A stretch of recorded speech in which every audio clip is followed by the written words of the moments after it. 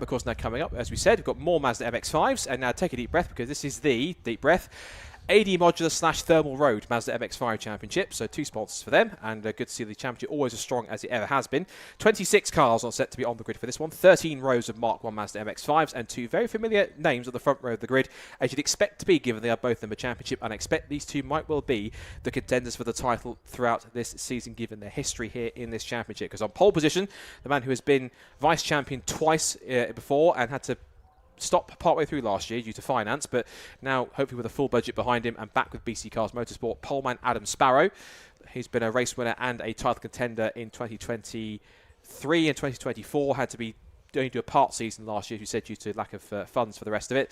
But alongside him is the former champion himself, Steve Foden, who was champion in 2023, I want to say. Yes, because 2024 was Thomas Langford, who's now in MX-5 Super Cup, and then last year was only one man who took the top step all season. That was a certain man called Ali Bray, who runs AB Motorsport, and literally won every single race in 2025. He had a 100% win record. I think if I'm right, it was 23 races, 23 victories. Even a couple of times when he finished second on the road, but there was a penalty, I think, for, of all people, Steve Foden, which actually gave him the win. So even on the race he did finish on the road for P1, because of post-race penalties, he still took the victory, and that 100% win record was still guaranteed, which was absolutely phenomenal. And that was domination not seen since the days of someone like Tom Roach back in the days, several years ago, when he was just always dominant in Mazda MX-5s, and that green Blandini sponsored MX-5 was always towards the front and winning whenever he was out in front.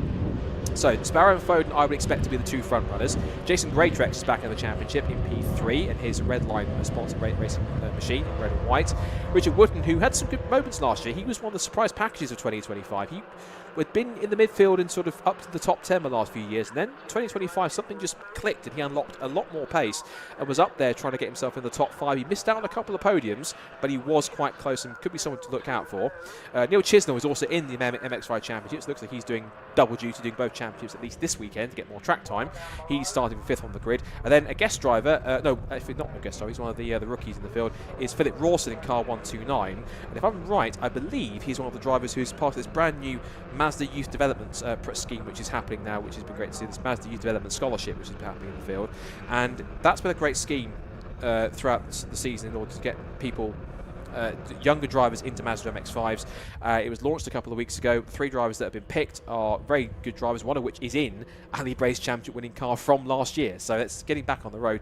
I was hoping Ali might come back and actually race again to try to defend the title, but he might well come back with number 1 just for the sake of it, just to come and have some fun, have a laugh. But he doesn't always come out and do usually full seasons, does Ali, but he tried it last year. He built the car that he won the championship in was genuinely, I think, the cleanest and newest build of an MX-5 you could ever find. It was a beautifully put together car, and just every single race just got out there, even if he was battling for, got as far back as 2nd, 3rd and 4th in the lead group, always got back to the front, always found a way somehow to get to the front. I think the best one was at Donington Park in race 3, where into the last corner he was behind Foden. Foden ran wide, he got the undercut, and he just beat into the line to keep that 100% win record. That's why I nicknamed him Houdini, because at any single point, whether it was a penalty or getting him on the last corner, he always found a way to win the race and get a 100% record. And that certainly, I think he named him the Ryan Insurance Autosport, I think, National Driver of the Year, because he won the ranking, because literally no one else could beat the fact that he'd won 100% of his races. 23 races, 23 wins. It really was a phenomenal achievement, and it's going to be difficult to see anyone else doing that for a long, long time. As far back as 2nd, 3rd and 4th are really dropping into the clutches there.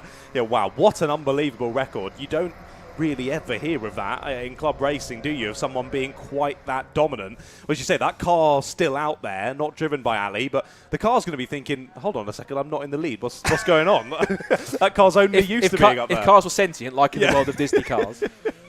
He'll be thinking that, won't it? But hey, back into the pack and let's see what he can do. But clearly that driver with a proven race-winning car underneath them. So we'll see how they take to this one. But as you mentioned, 26 drivers on the grid for this one. Of course, looks a lot smaller comparatively to the caterers you just had out of 42. But 26 still an absolutely bumper grid here for the Modular Mazda MX-5 Championship, as they all just about make it round to the grid then. Our front 2 have parked it up just outside of our commentary box. Sparrow and Foden on the front row. But which of the two of them is going to get the jump here at the race start? But we've already seen, of course, across the previous championships we've seen racing today, it doesn't all matter about that first corner, particularly when we're jumping straight into a 20-minute race. There'll be the run down to T1, but then I think we'll see drivers split off into packs, and racing is going to be very exciting. But we're about ready to get this one going then. Drivers all in position, and we watch and wait for those lights. We do. This is always a great championship. It is one of the best examples of Mazda MX-5 racing in the country. And if you love Mazda MX-5 Cup racing even over in the US,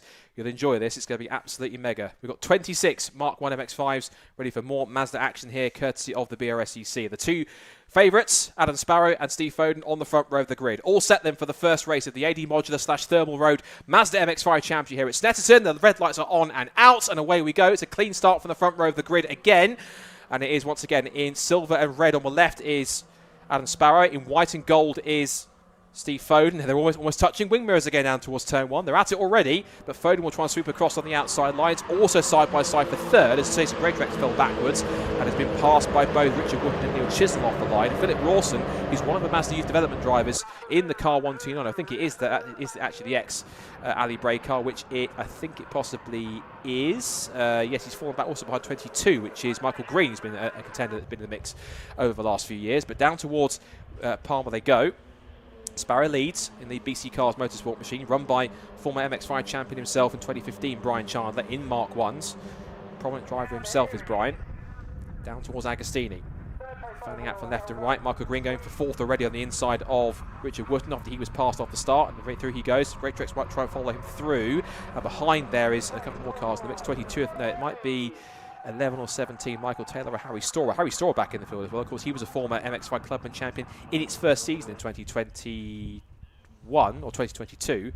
And we're racing in the highest stages. He's in the Pucker Pie liveried machine, or Pucker Pie sponsored car in the field somewhere. There is car 11, which is Michael Taylor. And then car 129. There is the championship winning car from last year. You can see 129. That is Philip Rawson, who started in P6. Has the R status, so he's a rookie in the field. He's going wheel to wheel with whoever that was in the mix there. Might be 88 of Dev Singal, one of the two. But down the back straight for the first time. Sparrow leads it with Foden in tow. But it's the 3 or 4 drivers I anticipated would be at the front in that lead pack going down towards the complex. Indeed, yeah, who we expected then, and already trying to break away ever so slightly. We've split off into 2 groups of 3 already at the front, haven't we? First to third, and then fourth down to 6th, and more squabbling going on in behind as well. As you say, that championship winning car getting very much stuck in here and really piling the pressure onto the back of Paul Simard. But Paul had a very nice start off of the grid himself, and also in the row back as well. Chris Thelwell both got off the line really, really well and have made up a couple of places on this first lap of proceedings. Then we're back to 20 minutes here for the AD Modular Mazda MX-5 Championship as they bring it to the end of lap number 1. A couple of them in our leading group. They're going very wide out of the final corner of Murray's. Looks as though they've gathered it up though, and they continue on to lap number 2 then. Absolutely line astern. And is the slipstream going to assist here for the 77 of Steve Foden? He pulls to the outside line. Will it get him all the way around the outside though? He's going to try it. Can he chop across? I think the nose just about there for the 19 of Sparrow, and he'll just about keep the inside line, and that's going to invite third place of Chisnell in as well as they jump onto the brakes into the right-hander. Will Chisnell get the place? He might even try and scrap for the lead as well. Not quite, but into second he goes. Good effort for Foden though. Of course, I wouldn't have bet against him trying around the outside line. He didn't. He absolutely went for it. Now Chisnell finds himself on the outside line and might also find himself squeezed out wide to the edge of the road by Foden. He's seen working away at the wheel as he turns down to the right-hander and down the back straight towards Agostini for the second time. It's wheel to wheel for second, as Sparrow might be grinning in his mirror looking at these two battling amongst each other. Just you keep scrapping, you two. I'll just disappear up the road if you keep on like that. It's also going to bring Green and Wootton and Greatrex into play. In 7th place is Michael Taylor. 8th is now Paul Simard, who was someone who was quite strong last year in the MX-5 Clubman Championship and is now into the MX-5 Championship as in the 3-race event 2-day weekend rather than the 2-race 1-day format of the Clubman Championship. And slotting in straight away, got a couple of good results and a couple of pole positions and some podiums last year in MX-5 Clubman, so stepping up. And that's the whole purpose in many cases of MX-5 Clubman, because it was born out of the days when this championship used to have literally A and B grids. There were so many cars entered, something like 50, 60, 70 Mazdas a weekend. They had to split them into groups A and B. You'd have a promotion relegation system where the bottom 5 of Group A in one race would then get put down to Group B on the front of that grid, and vice versa. The top 5 in Group B would go into the back of Group A.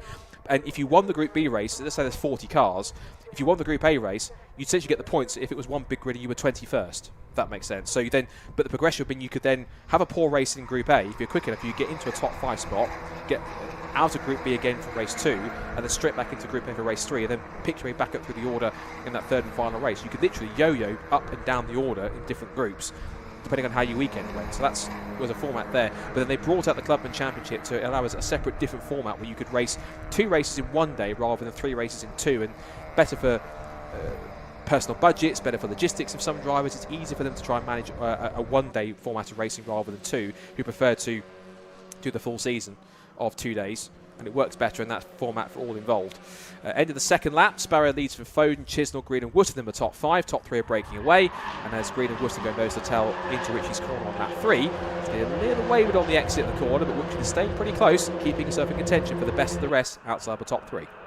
Indeed, drivers continuing to battle on then, and yes, I was just having a little look because I knew that we had the Pucker Pies branded car, but I hadn't actually realised that Tim Storer is one of the directors of Pucker Pies who's out there racing now, so that's why the car is adorned by the logo. And I was told by one of the guys that are mechanicking for them that they do have a pie oven in the awning. Not surprising. The perfect thing to power you through a day of MX-5 racing, I think. That's a day of weekend, given those two. Of course, they'll be very true. You need a few pies back there, but I don't think they're hard to come by with him owning the business. But Tim out there battling really well at the moment, currently in 14th place there. He's in car number 50. Admittedly, it's not the first time I've seen, only race car I've seen with Pucker Pie sponsorship. I think there was an MG years and years ago, one of those old Car Wars videos that had a spin, and they were making a joke about it had Pucker Pie sponsorship on the side. That was back in the 90s, ages ago, when I was very much a kid watching videotapes. Shows how old I am at 35 years old.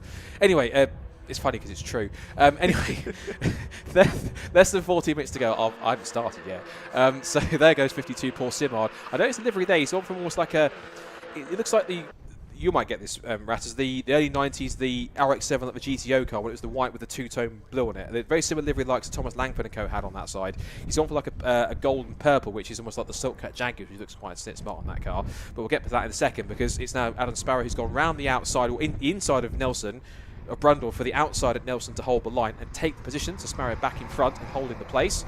Chisnell's going station in third. Still the battle for fourth going on. Then you've got Greatrex, Taylor and Rawson. Good effort from Rawson, though. Of course, he's in the first race weekend in that X. I believe it is the X championship winning car, Valley Bray. I think there's 2 cars in the field that have that same livery, because there's another driver, of course, who's part of that program too. And I think it is the same X championship winning car that Ali Bray drove, that he's racing in P8 at the moment. McCluckey and Simard round up the top 10. Also in there to another newcomer in the championship, which is Dev Singhal in car number 88. He's doing quite well up there just outside the fringe of the top 10. And there is the number 50 car of Tim Storer, who's a little further back, battling with the 1-2-1. Good to see Hills Motorsport back in Mark 1s as well. Of course, they're prominent in Mark 3s. Aidan Hills being a 2-time MX-5 Super Cup champion. And he's also been a Miata Trophy champion on top of that as well, so he's very prominent in MX-5 circles. So now we go 3 from the lead. Down the outside looks Neil Chisnell. He's passed Foden, or thinks he has, and now tries to squeeze himself alongside past Adam Sparrow, but he shuts the door firmly on the exit of Palmer. Now they went the sprint up towards the left-hander at Palmer's after course hairpin. Now Chisnell in the bright blue number 8 machine has now put himself firmly in between Sparrow and Foden for the moment, because here comes Foden again on the inside line. I have a feeling these 3 with 12 minutes to go, they're not quite done by any stretch of the imagination. These 3 will think we'll do this all the way to the line. I think they've also got the pace to keep the cars behind and forth backwards, as hard as they might try, at quite a distance, so they can battle amongst each other with little to no dramas at all.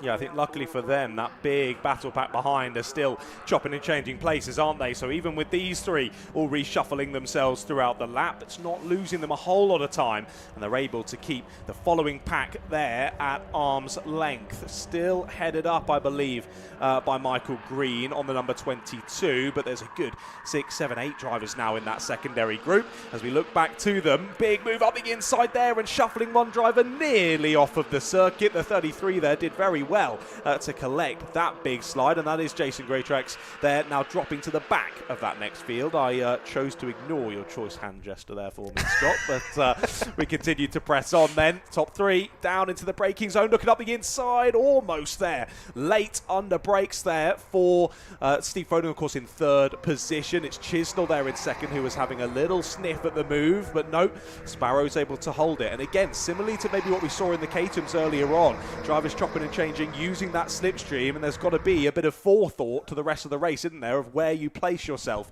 in key moments as we get into the last couple of minutes. But we're well clear of that at the moment. Still over half race distance left to go. And I think, honestly, looking at the gaps, it actually seems to be opening up. I think the top three, actually continuing to break away.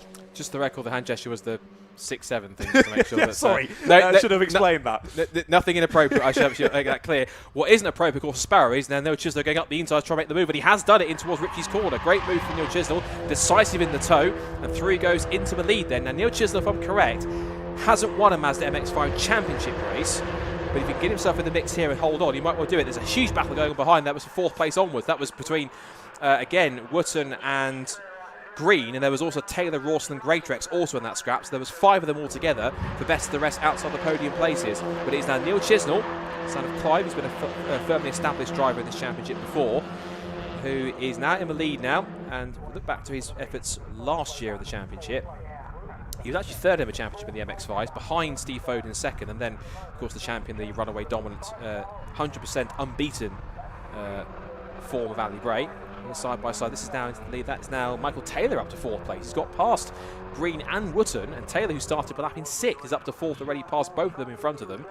And that must have been, I think, as a result of Green and Wootton were so busy fighting each other that Taylor must have found the opportunity to slip past both of them and said, cheers boys, you scrap amongst yourselves, I'll just try and disappear up the road and try and catch the top 3. Yeah, he found the exit speed. Ooh. And he's found the place as there's a bit wobbly there, hitting the grass on the outside of the corner there as they tried to pitch it in. And of course, being Rawson there, getting it all sorts of sideways. Philip gathering it up, but does now drop back behind a 33 of Jason Greatrex once again.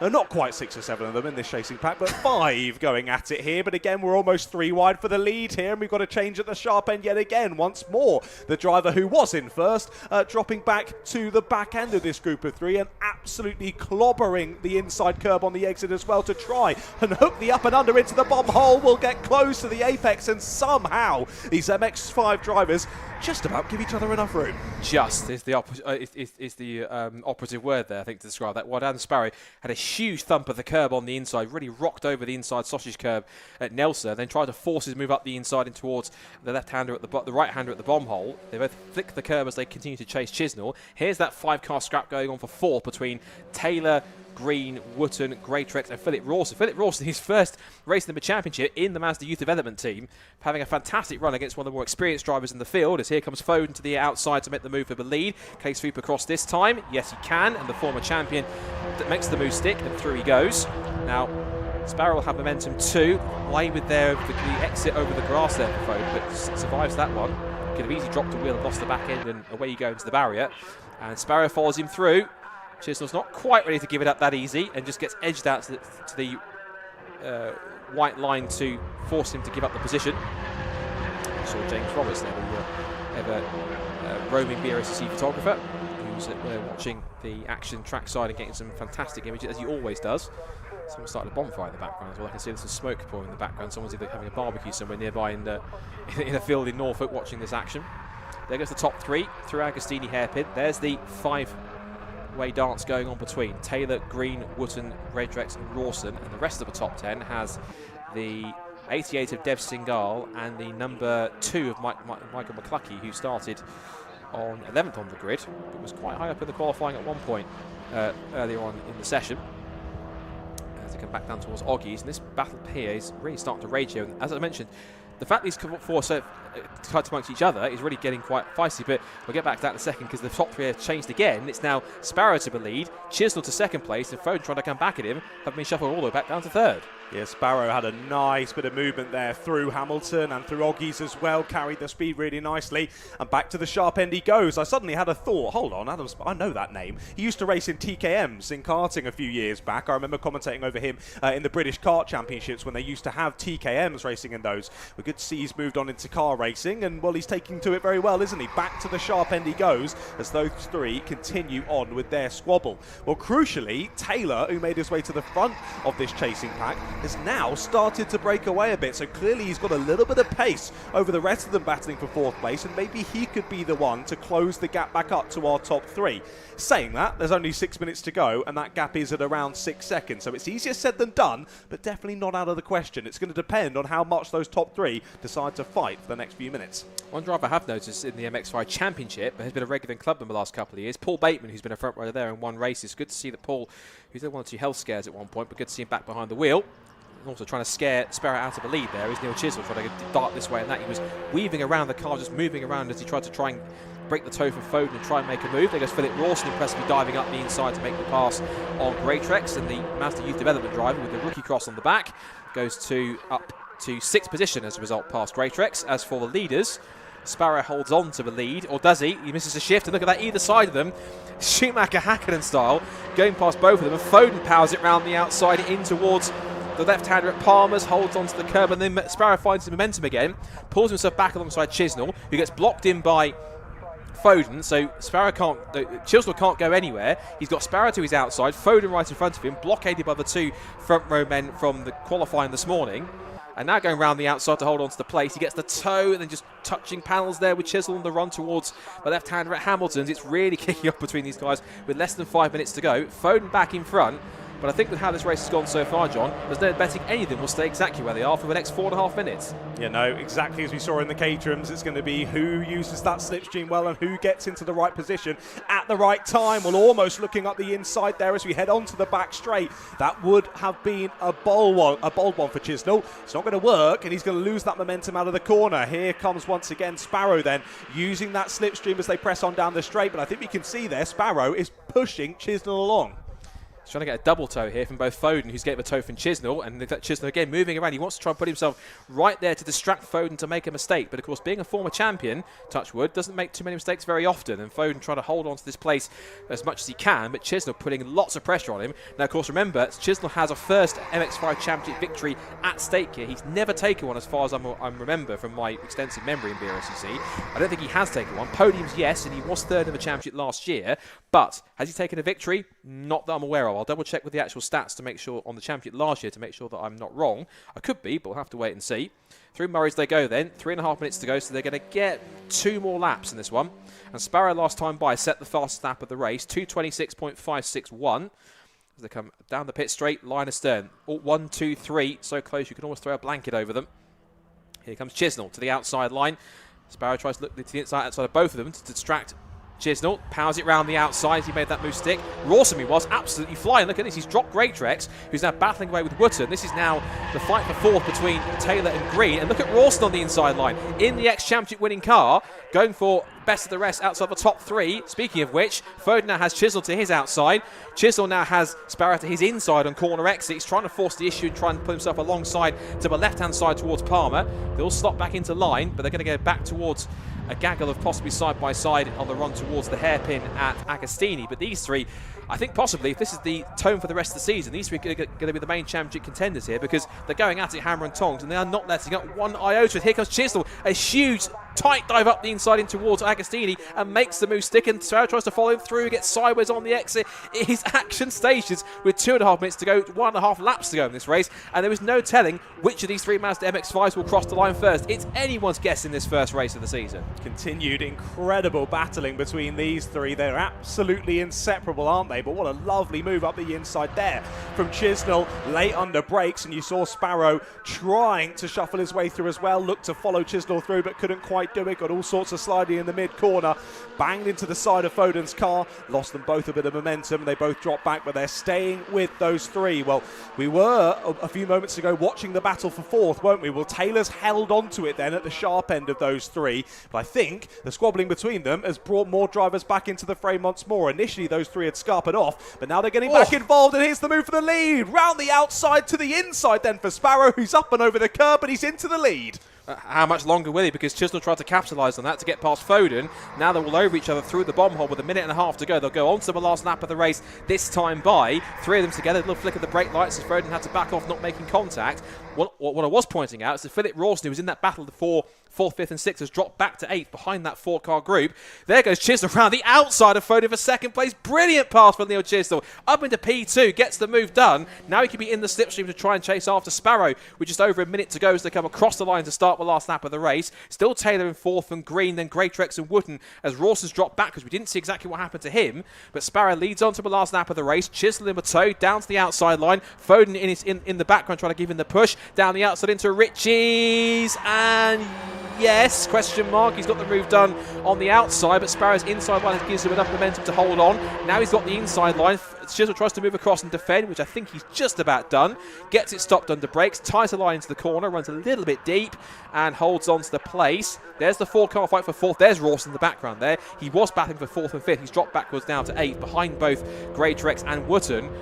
Oh, there's still 3/4 of a lap to go. He's literally anyone's guess between these top 3, but this is Mazda MX-5 racing at its absolute finest with the BRSCC. 3 of them for the lead. All 3 are going to be title contenders. This sets the tone for the rest of the year. Bring it on, because this is a battle that's going to go, I'm certain, not just all the rest of the race and all weekend, but all season long between these 3. Indeed, what a race this has been, and what a move that was from Chisnell round the outside at T1, and then still carrying that momentum enough through to chop off the nose cone of Sparrow. Didn't allow the opportunity back up the inside, and he gets the lead. And now this is defending stations here for Chisnell to look to hold on to this, as the rest of the drivers, they're trying the up and under, aren't they? They're looking to hook it back across, but it's not quite enough here as we head into the right before the back straight. Who's going to lose the rear end? It is a little bit slidey for your race leader, and they will now press on nose to tail down the Bentley straight. Now when we cut to the next camera shot, I'm sure we'll see some defending here from Chisnell, but will the push between Sparrow and Foden be enough here to get it round the outside? You see here Chisnell holding the inside line down into the left. Has he done enough? Round the outside goes Sparrow.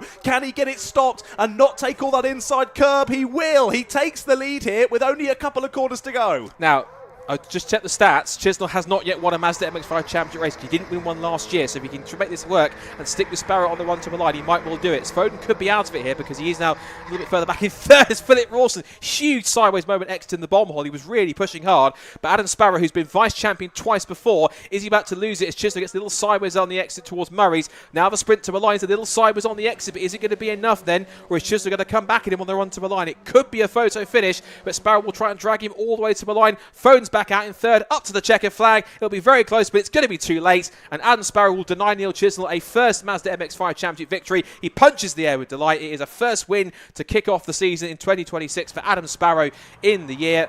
And the man who's been 2nd twice in the championship, certainly opening his account to try and bid to make it 3rd or 4th time lucky in the best possible fashion with victory. Neil Chisnell was just under a 1/4 of a second back in 2nd place, and Steve Foden takes the extra bonus point for the fastest lap of the race. He'll score 97 points because you get 100 points for a win, 98 for 2nd, 96 for 3rd, and a bonus point for the fastest lap as well. Michael Taylor gets 4th, and Michael Green in 5th, and Jason Greatrex, Richard Wooten, Philip Rawson sideways and all in 8th position. Really impressive run for him in his first race for the Mazda Youth Development Team. Really good effort. Of course, a championship winning car underneath him doesn't hurt either. Then Michael McCluskey in 9th, and also a great effort for Dev Singal as well, picking up a top 10 in his first MX-5 championship start as well. And breathe, because that was another typical intense Mazda MX-5 race, and we've still got the Clapham North Mazda MX-5 Super Cup to go, and they're possibly even more intense. It's one of the most competitive championships you can find, and if the qualifying results are anything to go by, we might have some interesting new contenders at the front to battle with one or two of the drivers that are stuck on from last year who were front runners in the mix as well.